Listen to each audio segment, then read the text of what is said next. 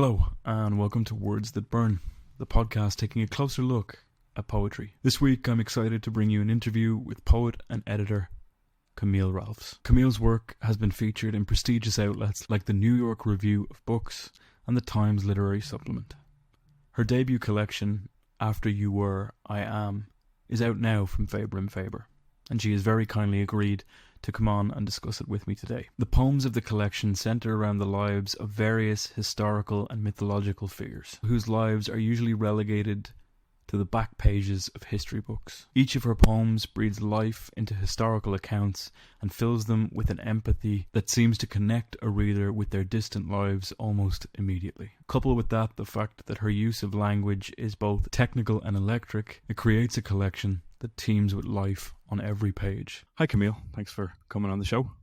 Hi Ben, thanks very much for having me. It's great to be with you. I really appreciate you taking the time to talk about this collection. I think it's absolutely amazing. I really enjoyed this. I think it's a really dense metatextual poetry collection. Anyone who reads this poetry collection is going to immediately be hit by your love of history or your fascination with Elizabethan history, and the Elizabethan Gothic in general is very evident throughout the collection. I was wondering if you could share what draws you to that period in particular when you're writing. Of course, it's very good of you to have noticed that. Not everybody pins it down, but there is a definite Elizabethan thing in me. I'll start by reading a poem from sequence that closes the book, which is about the Elizabethan occultist John Dee, who was the astrologer to Queen Elizabeth I and spent much of his time travelling around the continent with his scryer trying to contact the angels, because that's a pretty good example of Elizabethan Gothic, I think. And this draws on his spiritual diaries. So just one poem from the beginning of that. 9th of March, 1582. In the beginning was you, word. I knew it. Edward Kelly, cow blood crying O around his mouth at tea with me and mine confirms it, as impastoed roses pulse the parlour walls, as the veal Mars crinkling in its sauce.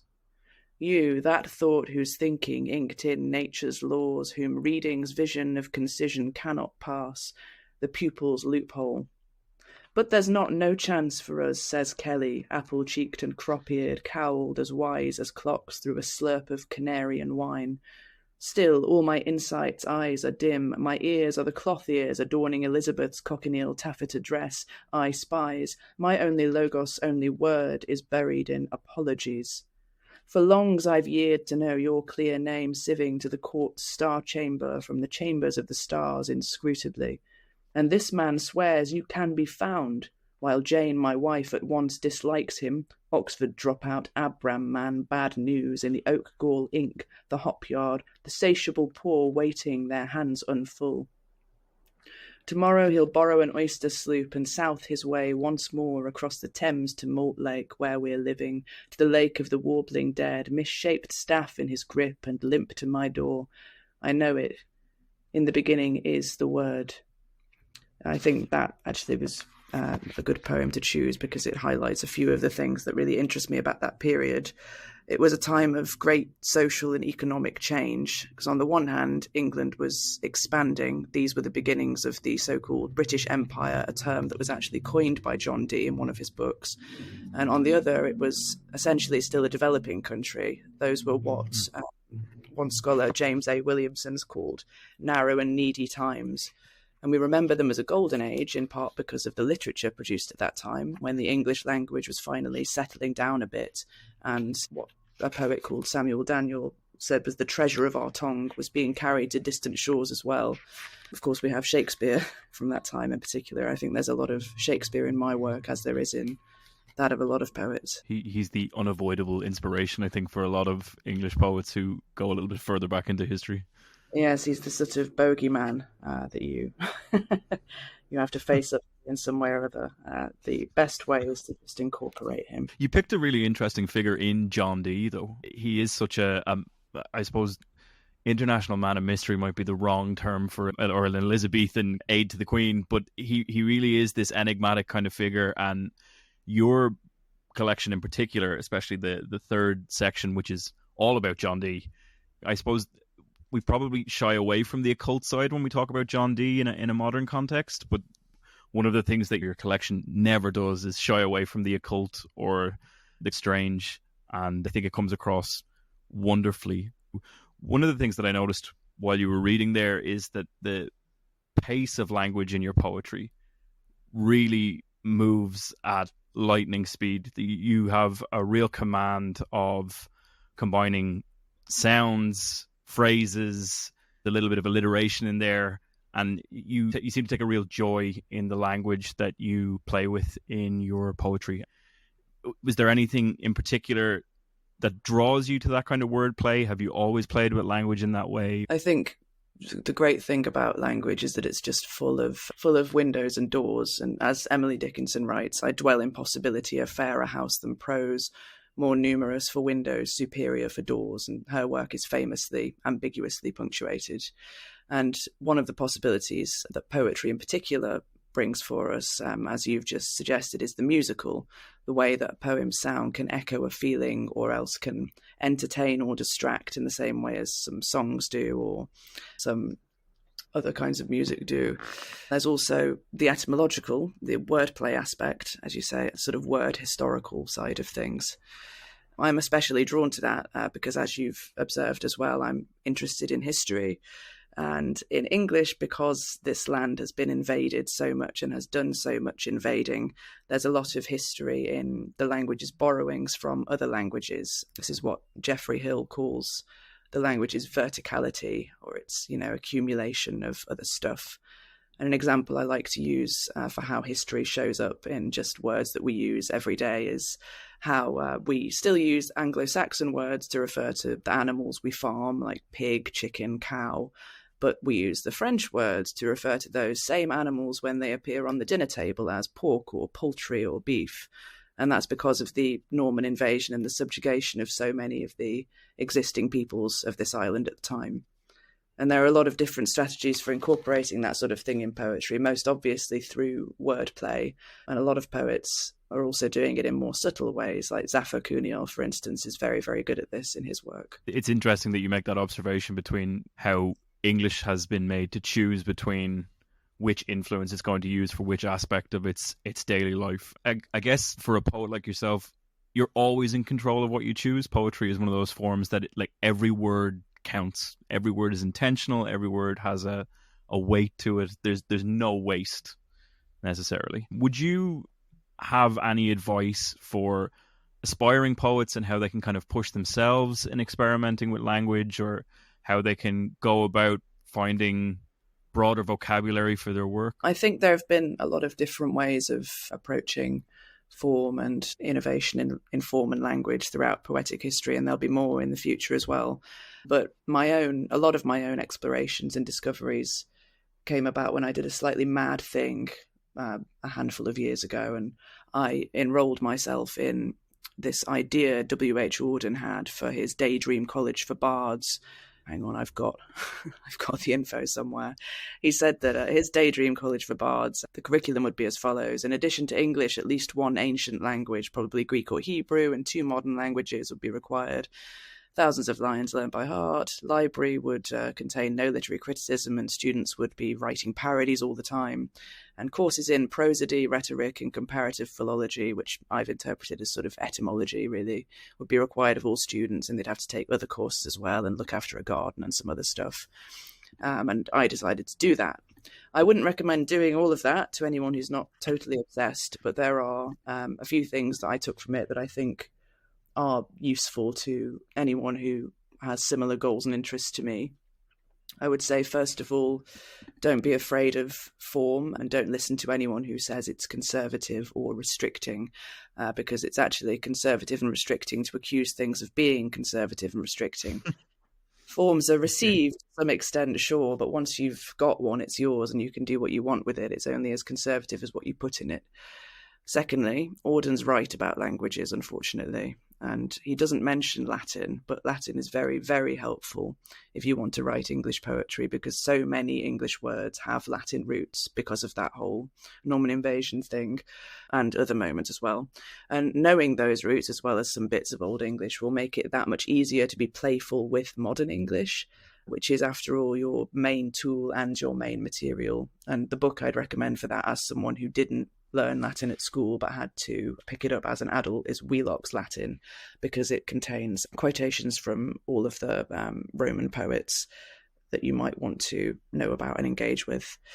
Finally, I'd say you find your voice by copying others. If you parody as many great poets as you can, taking what works and leaving behind what doesn't, you will also notice that there are some things common to all of those parodies that you're writing, certain interests or stylistic tics that pop up every time, and those are you, and that is how you sort of can identify yourself even in how you engage with other people's work. I had actually never heard about the WHO thought experiment, I guess, the perfect school for bards. That is exactly what I'll be doing after this interview. I'll be digging into that. That sounds incredible.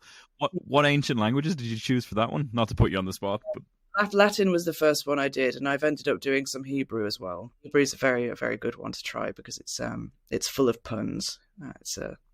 And also, the connection to the Hebrew Bible, which comes up a lot in the book and in my work in general. Yeah, so I suppose that's a great pivot point to the first section of your book, which is filled with, it's not religious verse. I don't think it's fair to call it that, but it is religiously inspired. Would that be a fair way of putting it? So you spoke a little bit there about parody and copying great voices.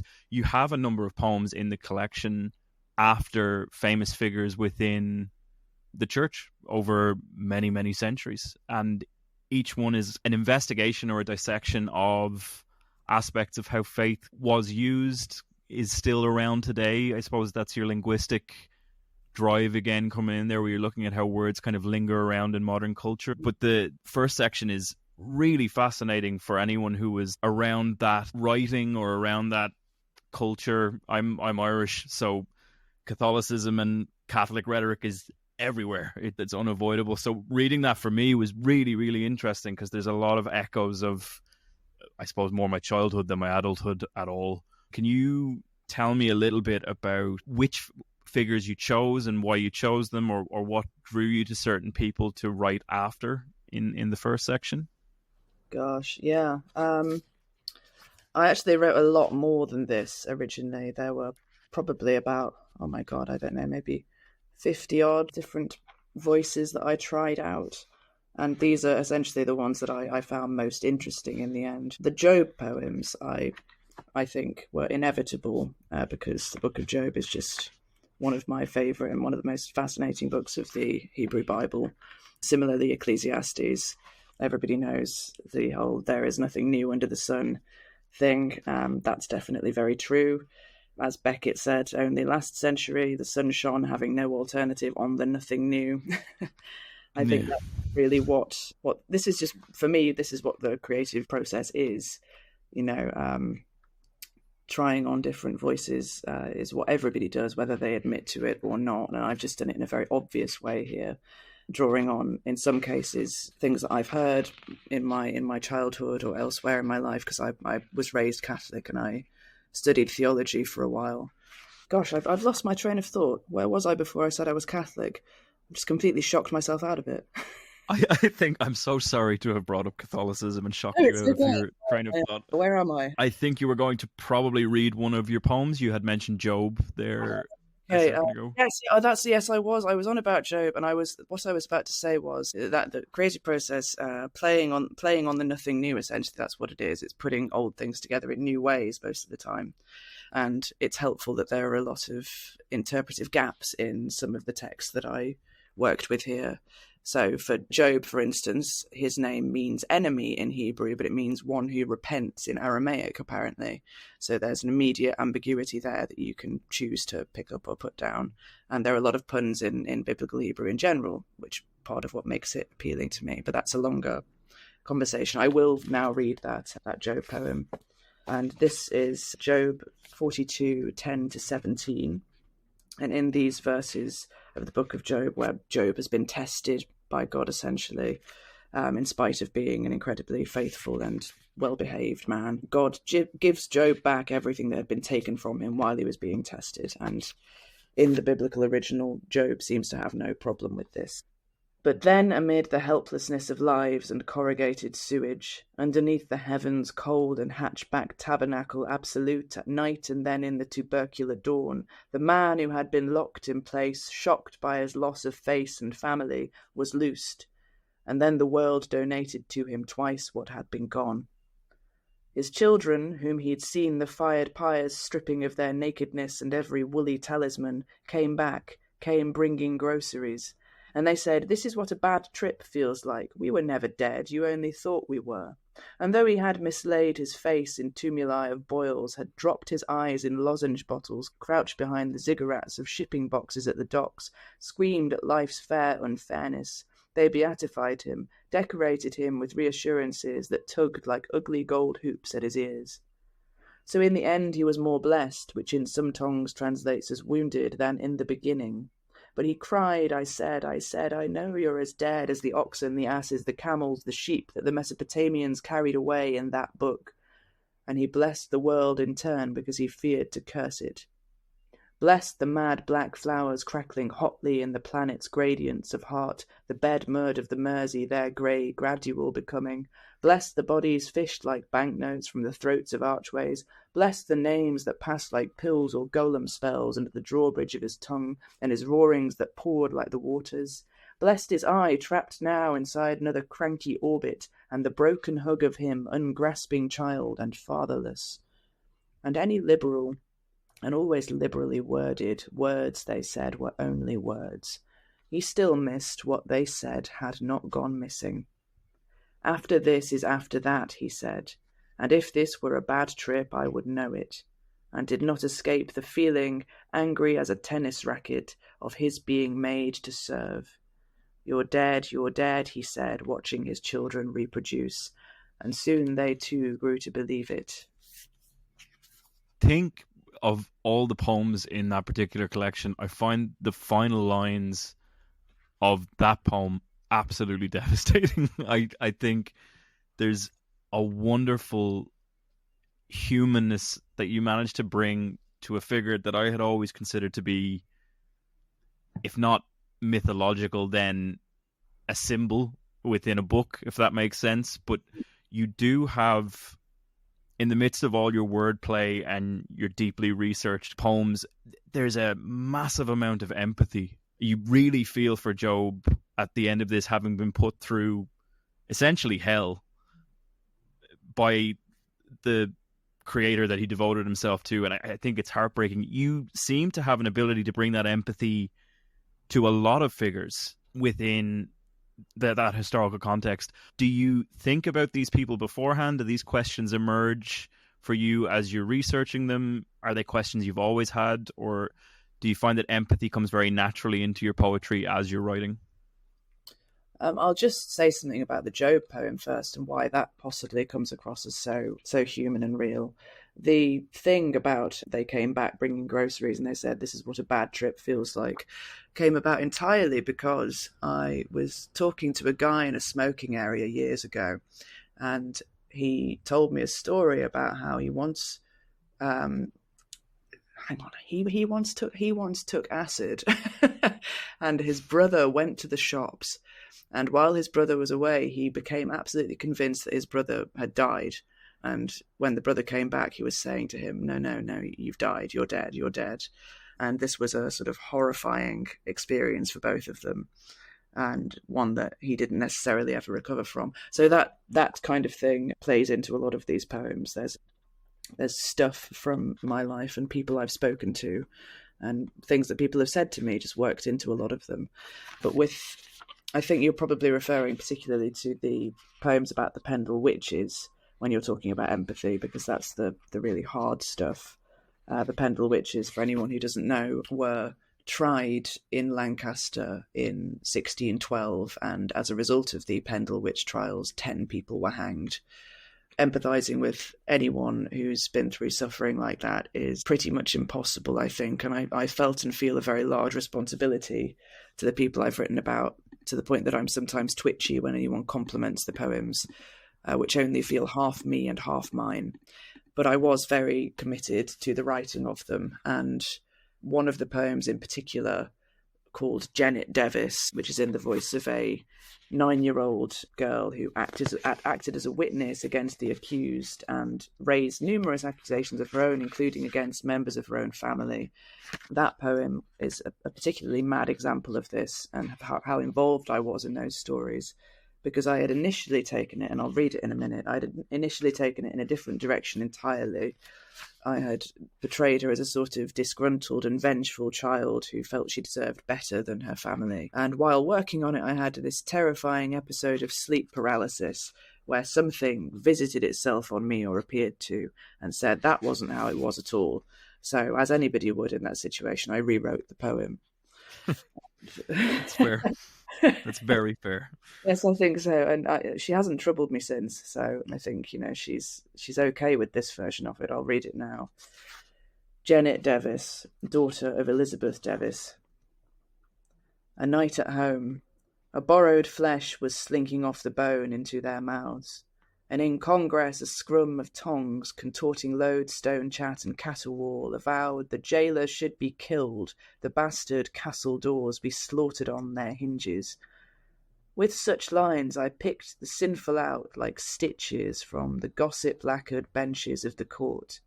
I gushed at Alice Nutter, rang the salt drop of her hand, and Judased all the rest.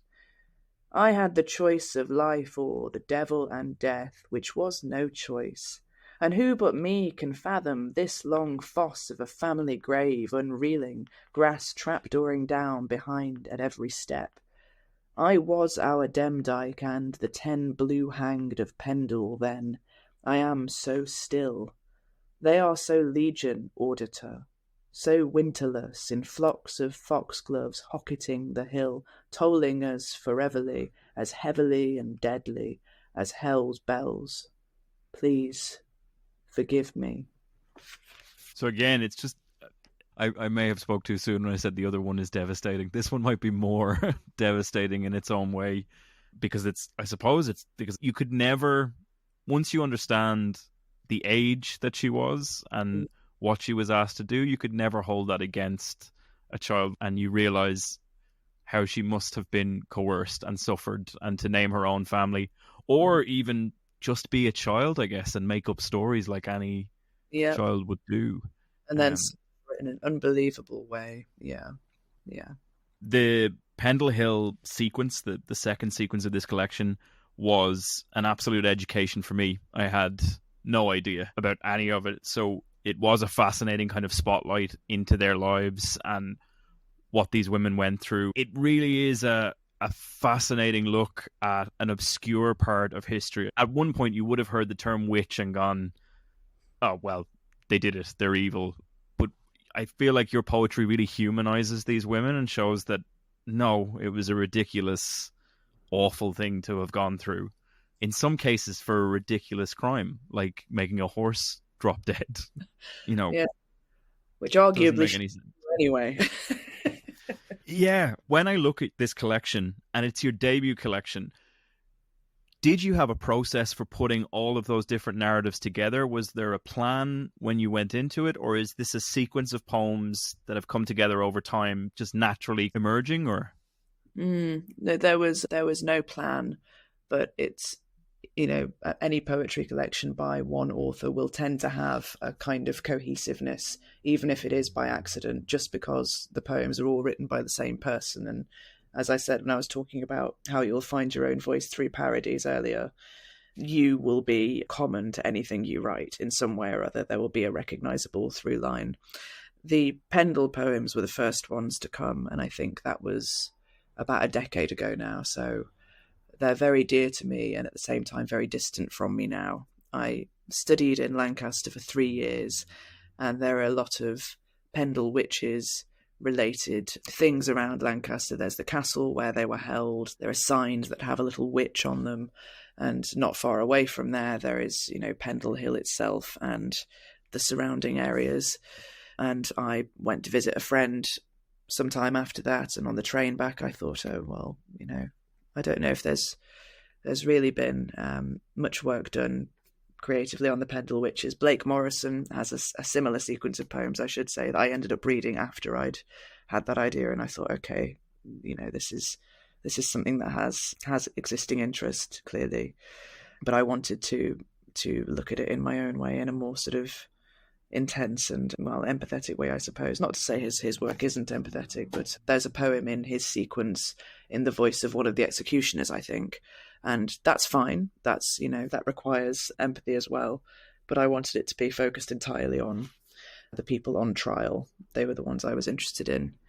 The John Dee stuff was next to arrive. I cannot remember how I started working on this particular mad thing, because it started actually as a translation of the so-called claves angelicae, or angelic keys, a bunch of prayers that John Dee and Edward Kelly, his scryer, wrote together to summon the angels. And they wrote these in this language, Enochian, that looks a little bit like Hebrew, but was allegedly an angelic language. And these prayers are just sort of mad, and I'm not sure what I was doing trying to translate them. But that's how that began, and I attached lots of footnotes to them, and then they became more historically contextualized and turned into the poems that we have now. And then the prayers happened also by accident, the rewritings of prayers that are in the first third of the book. They began, in fact, with the Job poem that I read earlier, which started out as an Allen Ginsberg imitation and made me think, maybe there's something in this. I like the idea of writing more poems in this style, in this area of interest. So it directed itself, really, once the three sequences were either complete or nearly complete. It started to feel like they belonged together and there were common themes in them. Do you mind if I ask, just because, again, you said some of the poems came to you 10 years ago, some of them are more recent. How do you collect your poetry? Do you write it down in places and then just store it up, or is it all digital? I'm always curious how poets kind of store their work, as it were. I'm terrible because I do both.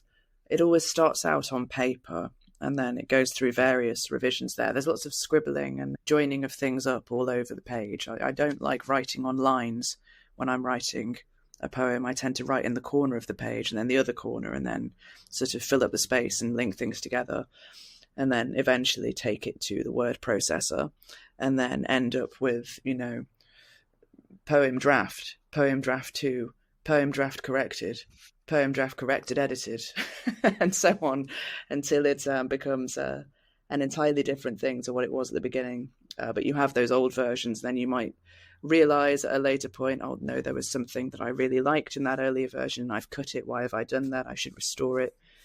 And sometimes it will take months or even years for something to finally settle. And also the keeping of the notebook, all the scribbling in the corners of the pages and so on, means that there is a potentially limitless amount of stuff that I can go back and cannibalize if I find that a particular poem is missing something, or there's a line that isn't working. I can sometimes go back and have a look at what I've written before and haven't used and see if there's something that is appropriate that I can sort of slot in, because so many of my concerns over time are so similar that that's not uncommon at all. The collection itself is, I suppose, a testament to your way of writing, and that it's so varied and so cohesive at the same time. Like it has strong themes, but it does touch on this broad swathe of mythology and history and the past and the present. I absolutely loved it. I think it's an amazing collection, and I just wanted to say thank you so much for coming on and doing this interview with me. It's been a treat to understand the collection a little bit better. No, not at all. It's very good to talk about it in depth and in detail, and with such focus and such good questions. Thank you. Thank you so much for coming on, Camille Ralphs. That collection is out now, ladies and gentlemen, so you should go and get it after you were I Am. It's from Faber and Faber. That was my interview with Camille Ralphs. Thank you so much for taking the time to listen yourself. If you enjoyed this interview, please consider giving me a review wherever you listen. Every review helps to get the podcast out to more people. If you'd like to follow Camille on social media, I've included her links down below. If you'd like to find her book, I've included a link to the Faber and Faber website where you can purchase it. It is a fascinating read and I cannot recommend it enough. If you'd like to keep in touch with the podcast, there are a few ways you can do so. You can find it online at www.wordsthatburnpodcast.com. You can follow it on Instagram at Words That Burn Podcast. You can follow it on TikTok at Words That Burn. Thank you so much for taking the time to listen to this week's episode, and hopefully you'll hear from me again soon.